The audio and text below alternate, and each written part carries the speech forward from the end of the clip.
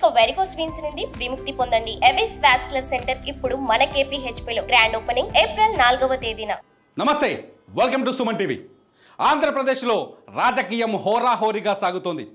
కూటమి వర్సెస్ అధికార వైసీపీ మధ్య వ్యూహ ప్రతివ్యూహాలు ఊహించని మలుపులు తిప్పుతున్నాయి. అయితే నియోజకవర్గాల్లో ఓటర్లు ఎవరి వైపు ఉన్నారు? ఏ నియోజకవర్గం చరిత్ర ఎంత, ఆ నియోజకవర్గంలో ఉన్న ఓటర్ల సంఖ్య ఎంత, పోటీ చేస్తున్న అభ్యర్థుల బలాబలాలు ఎంత, గెలుపు ఎవరిని వరిస్తుంది? ఈ అంశాన్ని మీ ముందుకు తీసుకొస్తుంది సై 2024.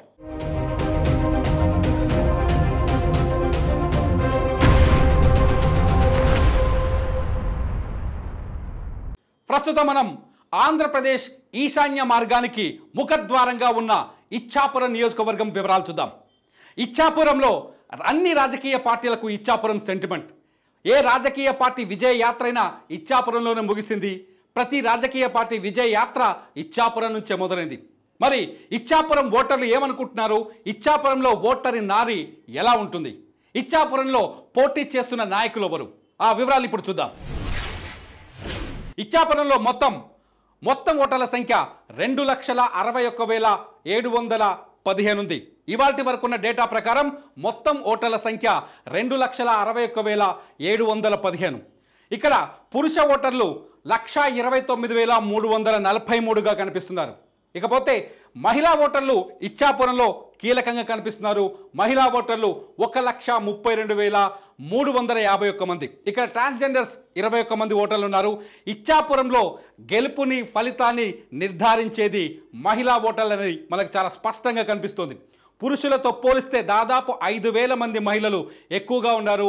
మహిళలు ఎవరిని డిసైడ్ చేస్తే వాళ్ళే విజేతగా నిలిచే అవకాశం చాలా స్పష్టంగా కనిపిస్తోంది. మరి ఇచ్చాపురం నుంచి ఈసారి ఎన్నికల బరిలోకి దిగుతుంది ఎవరు? ఒకసారి చూద్దాం.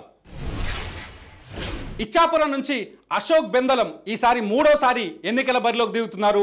ప్రస్తుతం ఆయనే ఇచ్చాపురం టీడీపీ తరఫున ఇచ్చాపురం ఎమ్మెల్యేగా ఉన్నారు. బెందలం అశోక్ 2014, 2019లో కూడా టీడీపీ నుంచి ఇచ్చాపురం నుంచి విజయం సాధించారు. అయితే ఇచ్చాపురాన్ని కైవసం చేసుకోవాలని వైసీపీ ఆలోచిస్తోంది. ఇచ్చాపురం సీట్ని చాలా కీలకంగా తీసుకుంది. అందుకని ఈసారి ఇచ్చాపురం నుంచి పెరియా విజయను ఎన్నికల రణరంగంలోకి దించింది. పెరియా విజయకు వైసీపీ సీటు కేటాయించింది. పెరియా విజయ ప్రస్తుతం శ్రీకాకుళం జిల్లా పరిషత్ చైర్మన్గా పనిచేస్తున్నారు. ఆమె కుటుంబం కూడా ఆమె భర్త కూడా గతంలో ఎమ్మెల్యేగా పనిచేసిన అనుభవం ఉంది. ఇకపోతే కాంగ్రెస్ నుంచి మసుపర్తి చక్రవర్తి రెడ్డి షర్మిల కాంగ్రెస్ నుంచి మసుపర్తి చక్రవర్తి రెడ్డిని ఎన్నికల రంగంలోకి దించింది. చూద్దాం ఈ ముగ్గురిలో ఎవరిని విజయం వరిస్తుందో. మరి గత ఎన్నికల్ని 2019 ఎన్నికలు చూస్తే ఇచ్చాపురం రిజల్ట్ ఎలా ఉందో ఒకసారి చూద్దాం. ఇచ్చాపురంలో అశోక్ బెందలం ప్రస్తుతం సిట్టింగ్ ఎమ్మెల్యేగా ఉన్నారు.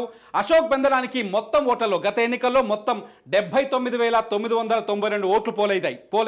అది 47.5%. ఇకపోతే పెరియా సాయిరాజ్ ఎవరైతే ఇప్పుడు పెరియా విజయ ఉన్నారో, పెరియా విజయ భర్త అశోక్ బెందలాన్ని ఓడించడానికి ట్రై చేశారు. 2019లో పెరియా సాయిరాజ్కి 72,847 ఓట్లు పడ్డాయి. అంటే 43.2% ఓట్లు ఆయనకు దక్కాయి. ఇకపోతే దాసరి రాజు గత ఎన్నికల్లో ఆంధ్రప్రదేశ్లో జనసేన ఒంటరిగా పోటీ చేసింది. టీడీపీ ఒంటరిగా వెళ్ళింది. జనసేన ఒంటరిగా పోటీ చేసింది. జనసేన జనసేన తరఫున దాసరి రాజును ఎన్నికల బరిలోకి దించారు. దాసరి రాజు 11,123 ఓట్లను సాధించారు. ఇది మొత్తం ఇచ్చాపురంలో జరిగిన పోలింగ్లో 6.6%. ఇచ్చాపురంలో గెలుపును నిర్ధారించింది. బెందలం అశోక్ వచ్చిన మెజార్టీ ఎంత అని ఒకసారి చూస్తే 7,145 ఓట్లు. అంటే 4.14% తేడాతో బెందలం అశోక్ ఇచ్చాపురాన్ని కైవసం చేసుకున్నారు. ఈసారి పోటీ హోరాహోరీగా కనిపిస్తోంది. ఇచ్చాపురంలో ప్రధానంగా ఉద్దానం సమస్య ఈసారి ఎన్నికల్లో కీలకమైన పరిణామాలు చూపించే అవకాశం కనిపిస్తుంది. ఉద్దానం సమస్యని ఆధారంగానే ఓటింగ్ జరిగే అవకాశం కనిపిస్తుంది.